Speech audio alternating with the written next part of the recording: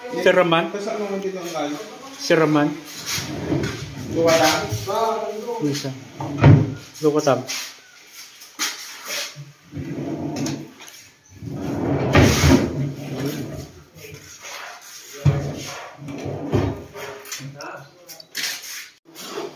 Yun mga idol, so share ko lang mga idol yung sa aming mga paraan pag nagkakabit po kami ng plastic door so pintuan po ito ng CR and bathroom mga idol.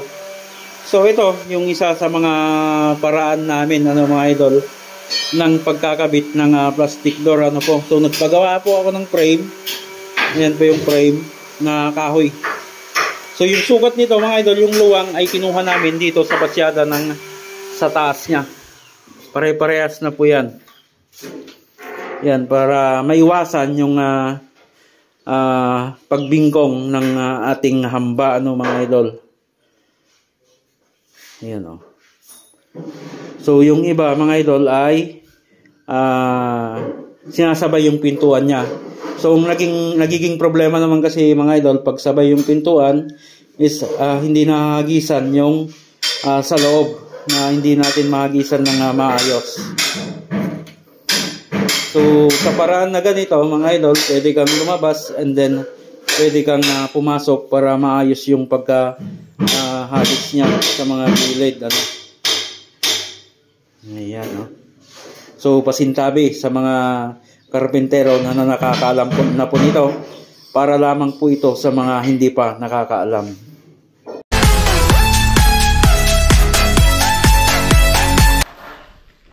Good day mga idol at isang mapagpalang araw po sa ating lahat. Saturday po ngayon mga idol at payday po ng tropa So bago magtapos itong video mga idol ay sisilipin natin yung update dito sa ongoing project namin dito sa malapit sa bahay. Then dadaanan din natin mga idol yung isang project natin dun sa kabila, dun sa mga kasama nating electrician update natin yung pintura, cabinet, saka yung mga nangyari pa dito sa loob ng isang linggo So dito sa project natin dito mga idol ay tapos na yung pasimano dito sa labas So puro smooth finish po yan. Then dito sa loob mga idol meron na yung lababo tapos na siya. Then ongoing na po itong palitada ng CR Sa pintura naman mga idol tapos na itong isang room. Babalas-basan na lang po ito pag natapos tong cabinet Then nandito na yung mga pintor sa kabilang room. So halos matapos na rin namin itong cabinet dito sa kabila po.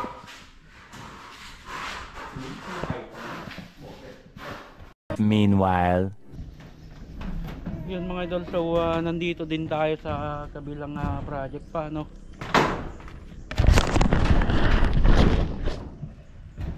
Yan, so na-fix na po itong gutter dito So dalawa po yung dinagdag na butas dito sapagkat hindi kinakaya ng volume ng tubig yung dadalawang downspout lang po dito. Then sa taas hindi na natin bibidyoan mga idol, okay na po doon, ayos na. Dito naman sa ibabaw ng guest room mga idol, okay na rin po ito. So nililinis na lang po. Then sa electricals mga idol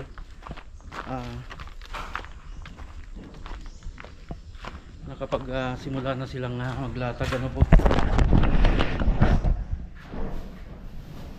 Yan So medyo busisi talaga mga idol sapagkat nabago na lahat, binago namin lahat yung niya, yung sa mga tubo, mga flexible, yung mga dadaanan ng wire.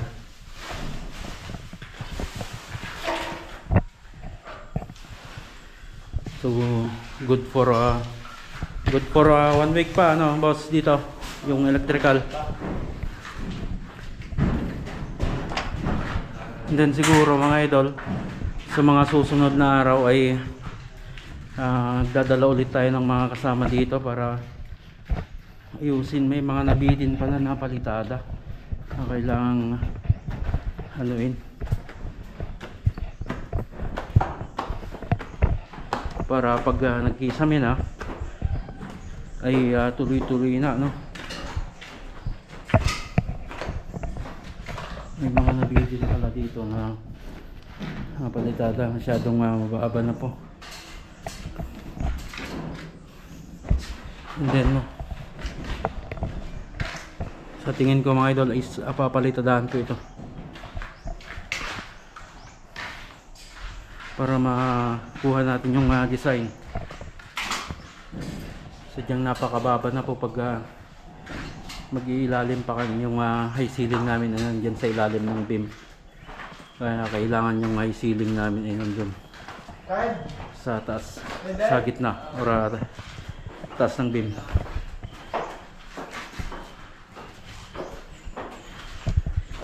So, sa electricals ay baka 1 week pa ito mga idol para maayos na lahat.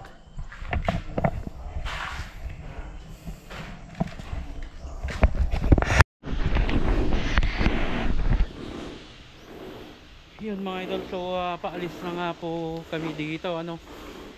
So okay naman na yung sa naglatag ko ng mga ladder, ano po.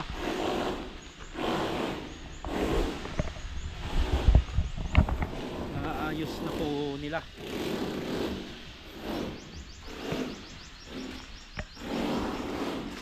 Silipin lang natin mga idol dito ulit sa likod, no?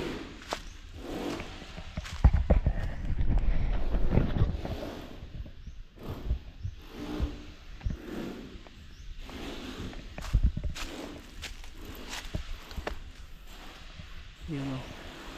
Okay na, nailagay na yung sa ano flashing gutter niya at wall flashing. Okay na rin po dun sa baba.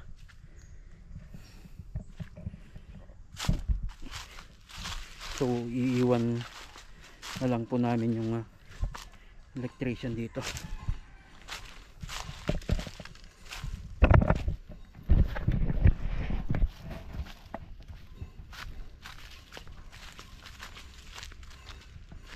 Pababa na po kami, pabalik sa ongoing project. 3 hours later. Ayun mga idol, so nandito na nga tayo sa ongoing project, ano po. Silipin natin yung mga natapos na maghapon. Ayun. So sa kwarto po itong ng mga bata, ano po. So halos tapos na itong pintura niya.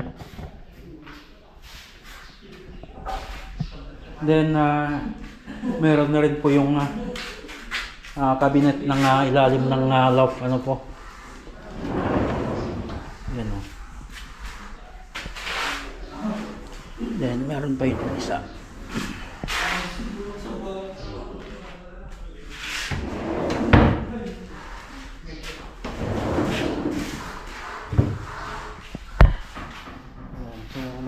Meron din po sa part dito, ano. Then sa master's bedroom may open shelves po dito. Yan, o. Open lang po siya, ganyan lang pa, ganyan lang po. Then meron pa po dito sa master's bedroom. And then mga idol, soon meron din po dito sa may PVC console. Maganda po yung design dito. Yan po yung susunod na gagawin po namin, ano. Then natanggal na yung forma ng lababo, ano po. So yung kapal po nito mga idol, 2 inches lamang po ito pababa. Ikot 2 inches po yan. Then sa CR mga idol, na pinapalitadaan na rin po dito sa labas, at saka sa loob.